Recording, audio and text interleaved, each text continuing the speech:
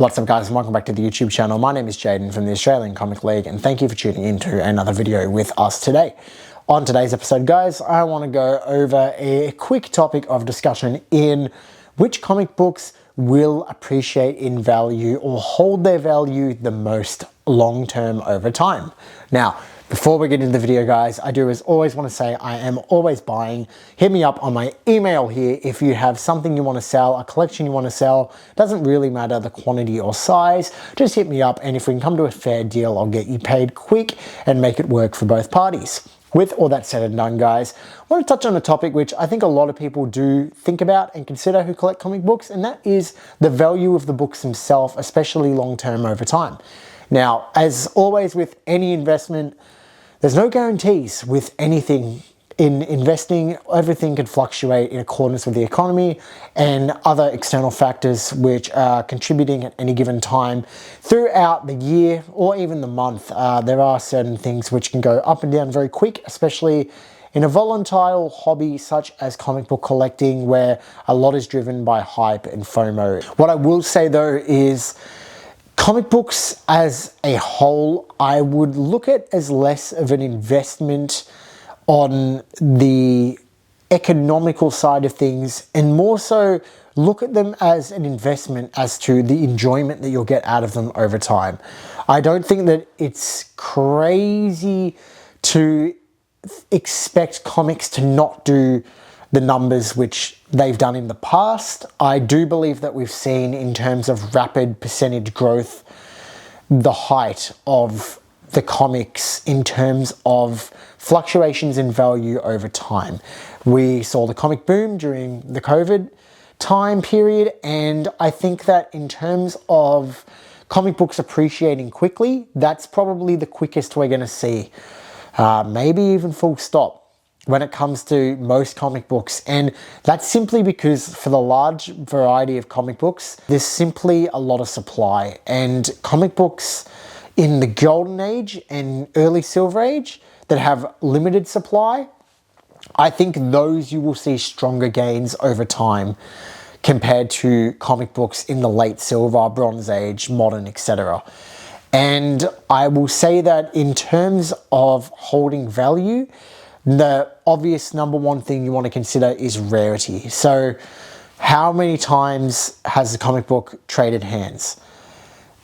How many times can you actually have the opportunity to buy that comic book?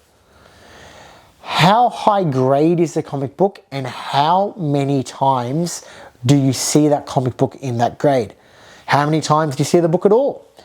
And how often will someone who may want that comic book have the opportunity to buy it? All those things are really handy to consider when looking at the value of a comic book long term. Because at the end of the day, if we're talking about value of comic books long term, what we're really saying is, at some point I'm going to move on said comic book. How can I make sure that I'm going to return on my investment that I made all those years ago? And everything in economics is basic supply and demand. So the books that you want to look for especially are books which there's not a high census count, books which you don't observe yourself seeing often at Comic Cons, books which you don't hear about many people owning. Those are the top books which I would say would be safe bets for the rarity category for holding value over time. The next category though, which is equally if not more as important, is popularity. So comic books such as The Amazing Spider-Man, Batman, Superman, X-Men, the run-of-the-mill classics which you know will continue to be adapted by media companies in the future. Now, there's a reason why the same properties get adapted for different generations in mainstream film, TV, etc.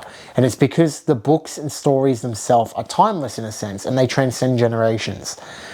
Those are the characters which you want to try to target if you're wanting to maintain value over time. So, of course, that's going to mean the classics. But rare books, however, a lot of the times they are not part of this category, because how many times are you going to see Amazing Fantasy 15 pop up? How many X-Men ones will you see over your lifetime? Probably quite a few. However, the demand on the other side of the equation is strong for these characters. Now, am I saying go ahead and drop $100,000 on any issue from these characters? No, I'm not.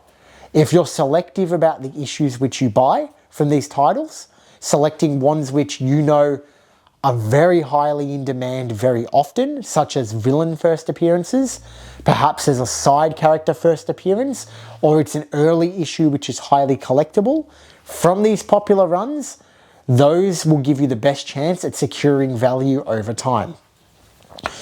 Now, as I mentioned, the supply factor is just as great in this equation, which is why I'm saying rare books, which you don't see trade hands often, and which you yourself don't observe often, seeing in person, are fantastic candidates as well to hold value over time. This can include horror books, niche books, Golden Age books, Silver Age books, even mainstream titles, but issues which are not incredibly common.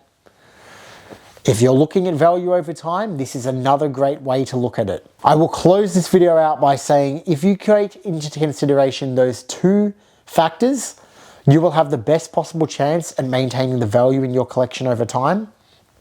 But what I will say is this: we've continued to see comic books decrease in value over time in the past 4 years. It's been a trend, and the trend seems to have stabilized a little bit for sure, but there are no guarantees in this hobby. While I'm trying to give you the advice that will help you make the best decisions to secure your value in the comics, nothing is guaranteed. So buy with caution, but buy what you like. And the best way, in my opinion, as I said at the very start of the video, is to look at investing in comics from the point of view of having a tangible asset that you can enjoy and get entertainment value with time after time in a long period of time. And that will equal some of the money which you put into the book in entertainment value that you enjoy over time that you've had the book. So I would look at comics in a lot of the sense as an investment of your time and an investment of the enjoyment you get out of owning the book. Thank you guys so much for watching. I hope you got something out of this video. If you enjoyed, smash that like button. Feel free to subscribe to the YouTube channel. Plenty more content coming shortly. Have a great day.